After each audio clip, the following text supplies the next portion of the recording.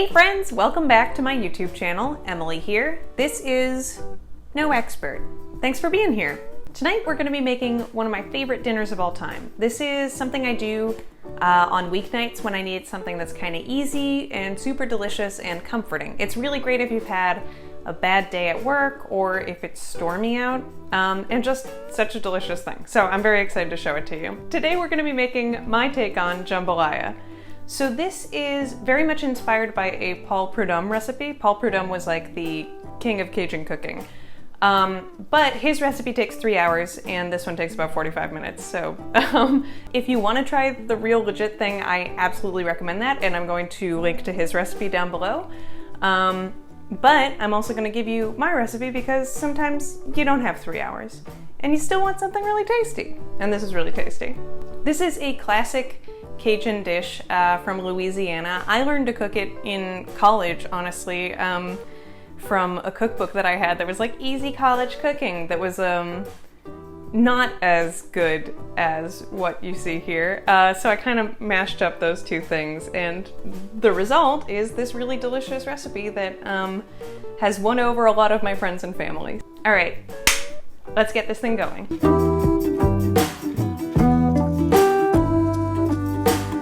All right, so I have one whole bell pepper that I have cut into squares that are like 1.5 centimeters to 2 centimeters-ish. I have half an onion that I've chopped. I have a tablespoon of butter, or in my case, Smart Balance, that's ready to go. I have 3 cloves of garlic, minced. I have a spice mix that I've pre-blended that has 1.5 teaspoons of salt, half a teaspoon of cayenne, 2 bay leaves, half a teaspoon of thyme, and just a bunch of black pepper, just like a bunch of it. Feel it with your heart.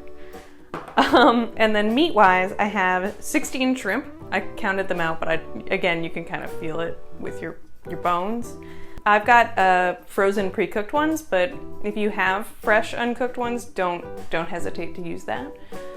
You can even add them a little later in the cooking process if you want to get like perfect shrimp, but I just kind of don't, and it's fine. So I've got these tailed and sort of loosely chopped. I have 4 andouille sausages that I have sliced into my little sausage quarters. And then I have 1.5 cups of, I'm actually using jasmine rice, but you can use long grain if you want. You can pretty much, well, jasmine or long grain is good. I have a can of diced tomatoes. I've left the liquid in there. If you're not gonna do that, you can either swap in tomato sauce, like one of the little cans of tomato sauce, or just a little more chicken broth, which is our final ingredient, chicken broth. And this is super simple, so we're just gonna get to it. The first thing I'm gonna do is I have my big pot here, and I'm gonna put it on medium. And then I'm going to put my butter, Smart Balance butter, into the pot. And then once that melts, I'm going to put my andouille in. Quick note, if you cannot get andouille sausage where you live, this works great with hot Italian sausage. You won't get exactly the same flavor, but it is also delicious. I've done it before. It was great. All right, so the butter is melted, and the next thing I'm gonna do is drop my andouille sausage into the pot.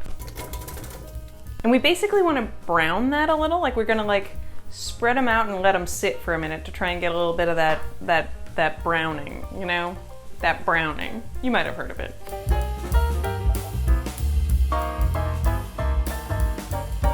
All right, my sausage has browned, and the next thing I'm gonna do is add my shrimp. Bloop! And then I'm gonna stir that up. And we'll just give the shrimp a minute to kind of cook and get toasty in the juices before we move on to the next step. All right, my shrimp has been in there for a moment, so the next thing I'm gonna do is add half of my onion and green pepper and my seasoning mix. Now, a quick aside to say that really this should also have celery in it. That is the holy trinity, the mirepoix of like Cajun cooking, but I always feel like I buy like a whole thing of celery and then I just use like 1 stalk or like half of a stalk, and then it's like, what am I gonna do with the rest of this celery? So I would say for like special occasion one, you might want to go buy the celery, but like just for weeknight, you know, if you don't keep it in the house, don't worry about it. If you do, go for it, add it in there. If you don't, it's fine. It's fine. All right, into the pot. Okay, and I'm gonna dump my seasoning mix in there. Ha! All right, and then I'm gonna just give that a little stir, mix it all up, give it a couple minutes, on to the next step. All right, so my veggies have been cooking away, and the next thing I have to do is add in my garlic. Whoop! Does it kind of sound like a swarm of bees to you, or am I losing my mind? You're losing your mind. No, that's normal. All right, garlic in the pot. Now we're gonna give that about 2 minutes, and then on to the next step. It's a lot of hurry up and wait with this. You kind of just chop everything ahead, and then you just put it in the pot in layers. And then sooner or later, you got yourself a dinner. All right, garlic's been in there 2 minutes. Next thing I'm gonna do is add the rest of my peppers and onion and my can of tomatoes. Sploosh. And then I'm just gonna add my rice and my chicken stock. Rice. All right, so everything in there, I'm bringing it up to high, and then I'm gonna cover it, take it down low, and I'm gonna simmer it for at least 20 minutes. I'm gonna simmer it for at least 20 minutes, but preferably closer to 45. If you can really leave it in there, you can get like the crispy rice edges, which is very good. It's very good.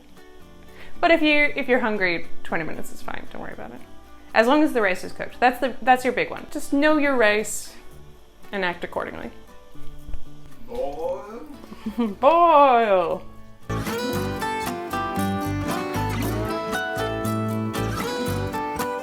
All right, my jambalaya has been cooking away and it's ready to taste and eat. I'm very excited. I'm having this for dinner.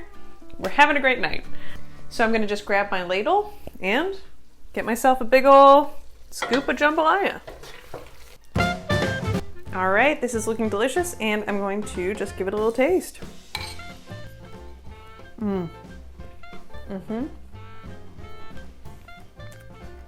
It's like salty and savory and spicy and just sort of all over delicious. Just top to bottom delicious. It's like so many different flavors and it's so simple to make and it's just delicious. It really is like just a hug in a bowl, which is wonderful. I can't recommend this enough. Make it for dinner. I'm telling you right now, make it for dinner. I'm telling you what to do. Make it for dinner one of these days. Maybe not tonight, but like soon. Next time you go grocery shopping, just think about it, just consider it. And with that, I'm gonna go eat. Thank you so much for being here. We've got a lot of exciting things coming down the pike. We'll be back with another video next Thursday. Thank you again for being here. Don't forget to give this video a like if you like it, subscribe if you want to subscribe, check out the recipe down below if you want to make this, and I'll catch up with you later. Okay, bye!